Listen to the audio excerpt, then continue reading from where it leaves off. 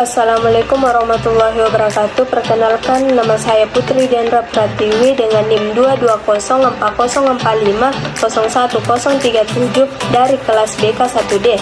Di sini saya akan membuat tugas video PTS Psikologi Pendidikan yang diampu oleh Bapak Profesor Dr. Haji Samsul Bahri Talib, MSI, dengan Bapak Zulfikri, SPD, MPD. Nah, materi yang akan saya jelaskan yaitu konsep diri dan upaya pengembangannya. Nah, yang pertama yaitu pengertian konsep diri. Konsep diri merupakan bagian penting dalam perkembangan kepribadian, seperti ditemukan oleh Rogers, Hall, dan Lindsay 1985 bahwa konsep kepribadian yang paling utama adalah diri. Diri atau self berisi ide-ide, persepsi, dan nilai-nilai yang mencakup kesadaran tentang diri sendiri.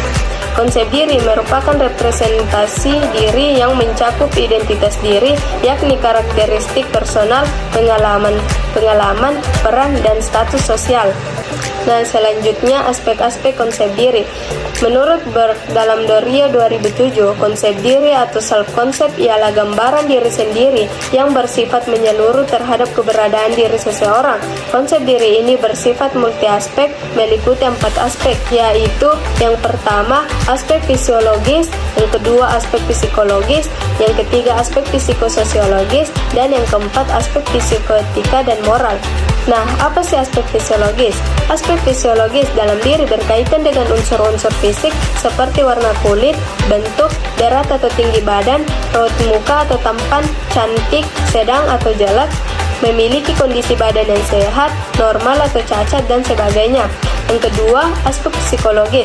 Aspek-aspek psikologis meliputi 3 hal, yaitu 1. Kognisi atau kecerdasan, minat dan bakat, kreativitas, kemampuan konsentrasi.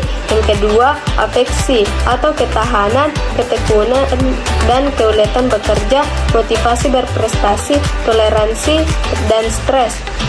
Dan yang ketiga yaitu konasi atau kecepatan dan ketelitian kerja, coping stress, dan resistensi. Yang ketiga yaitu aspek psikososiologis. Yang dimaksud dengan aspek psikososiologis ialah pemahaman individu yang masih memiliki hubungan dengan lingkungan sosialnya.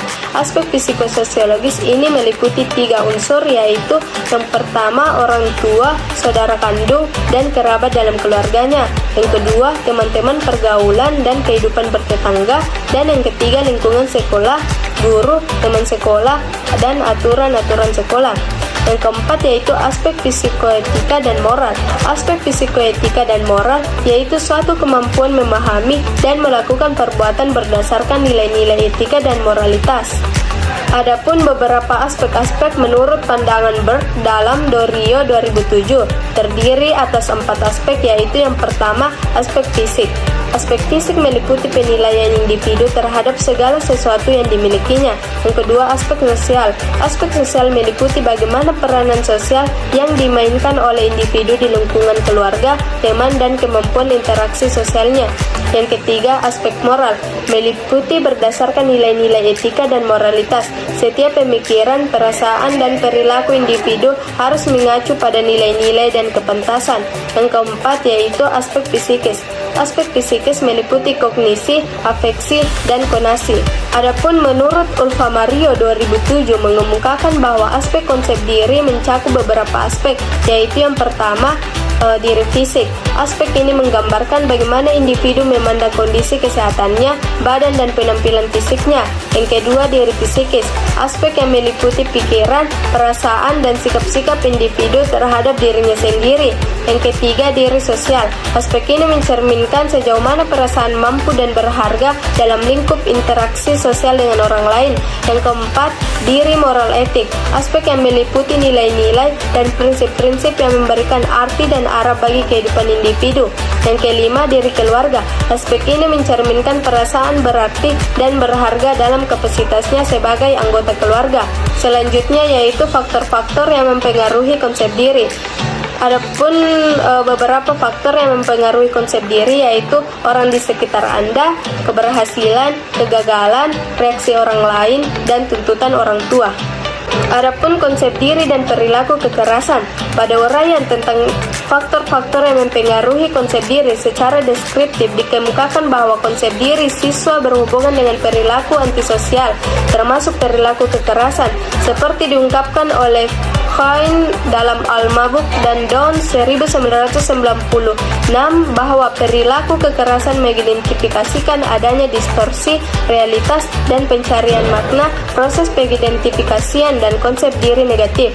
Secara luas, hasil penelitian mengungkapkan bahwa rendahnya konsep diri menjadi prediktor problem perilaku yang berkaitan dengan motivasi belajar yang rendah, kurangnya inisiatif dan tanggung jawab sosial. Secara empiris, dilaporkan bahwa rendahnya konsep diri berkorelasi positif dengan agresi. Mungkin itu saja materi yang dapat saya jelaskan. Kurang dan lebihnya mohon dimaafkan. Sekian dari saya. Wassalamualaikum warahmatullahi wabarakatuh.